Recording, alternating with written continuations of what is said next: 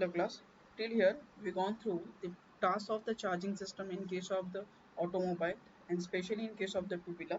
Okay, we gone through the basic type of charging system, that is AC generator charging system and the DC generator charging system. We seen the disadvantage of DC charging charging system, that is it develops a very less power supply, or it provide a less power or inefficient power at low RPM. Okay, and even though it comparatively bigger in size as compared to the AC generator, but AC generator is somewhat compact. At a low RPM also it develop a sufficient amount of electricity, okay, which is responsible to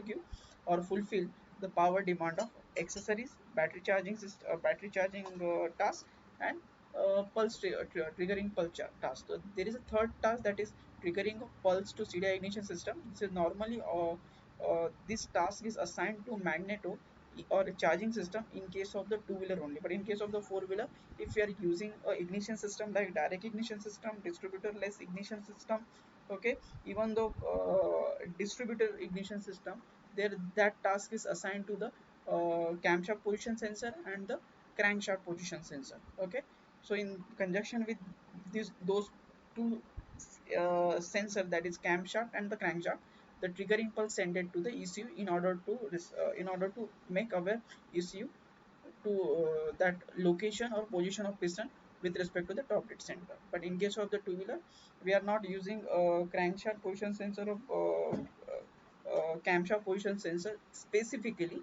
in order to trigger a CDI. For the triggering CDI, we are using a that magneto notch, okay, extended magneto notch and the pickup coil. If not necessary, it means we are not at all using camshaft position sensor or crankshaft position sensor in case of our two-wheeler. It is there the FI ignition system, those two-wheeler which used FI system, that is fuel injection system, they require a CKP sensor also, that is crankshaft position sensor also. For example, the R15, which employing the FI injection system, that is fuel injection system, it having notches on the magneto in order to trigger a CDI, as well as it having a crankshaft position sensor in order to aware ECU, in order to make aware ECU of the FI system. So it is there also, but mostly those vehicle which are not run on FI system, instead of they are using carburetor, they are not at all using a crankshaft position sensor. Okay, so this task of triggering CDI is allotted to the our magneto in case of the two-wheeler. Okay, so now we will see further the type of AC generator charging system. As we uh, seen, in case of the automotive, we are only using a AC generator type charging system. Now, AC generator charging system are classified into two types, that is permanent magnet AC generator charging system and the exciter field AC generator charging system. The basic fundamental of electricity development is nothing but that is cutting of flux by conductor. So whenever magnetic flux is cut by any conductor, okay, that time electricity start to flow through that conductor and EMF develop across that conductor ends. So that is basic principle. So here also on the basis of that basic principle, we should have a magnet in order to develop a magnetic flux, and whenever magnetic flux is there, magnetic flux should cut the conductor. So our basic requirement is to develop a magnetic flux, and magnetic flux only develop when there is a magnet. So we have two options, whether we can use a permanent magnet or we can have a electromagnet. So whenever we are using the electromagnet, that time such a type of AC generator is called as an excited field AC generator, in which we are having a electromagnet magnet to which we have to supply some kind of power source in order to have their magnetism. Okay, so that magnetism or having magnetism or to supply a power source to that field winding, we can use a two method, that is via brush we can give, or via brushless method we can give.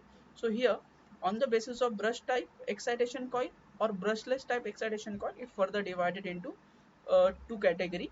Okay, that AC generator excited field or electromagnetic type AC generator. So this type of generator are normally used in case of the four-wheelers, commercial vehicles, three-wheelers, or we can say excluding two-wheeler, it used other automobile vehicle. Okay, so now come to the permanent magnet AC generator charging system.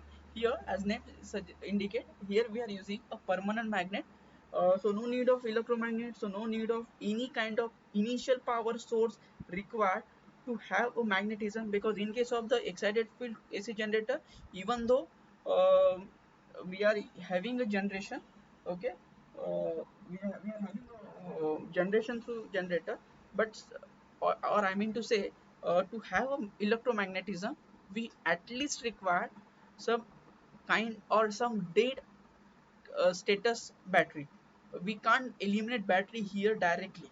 Okay, so here battery is must in case of the excited field AC generator, but in case of the permanent magnet, battery is not that much important, because magnetism is natural, because we are using a permanent magnet. So the magnetic flux of our magnet, that is permanent magnet, supposed to cut your conductor, and whenever it cut the conductor, definitely electric current start to flow through that conductor, EMF develop across the conductor two ends. So this is the generation principle, electricity generation principle. So on that basis, we have divided, that is permanent magnet AC generator and the excited field AC generator. Now permanent magnet AC generator is divided into two types, that is single phase half wave charging system, single phase full wave charging system, and three phase charging system. So here phases are there. Here also you can see phases, three phases, single phase. So whenever we are using a single coil, or when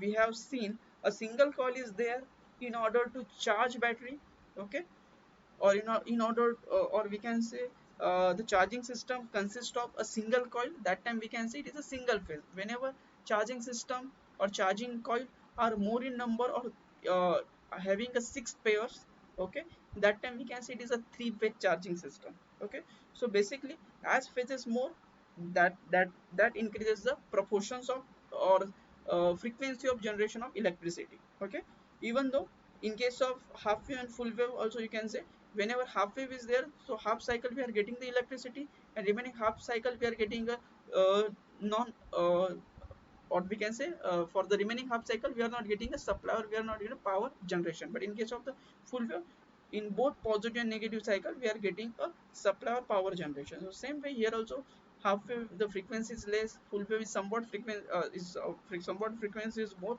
and whenever we are making single phase to three phase full wave rectification, that time we are getting the some more uh, expectable, or more we are getting a more frequency as that we can achieve.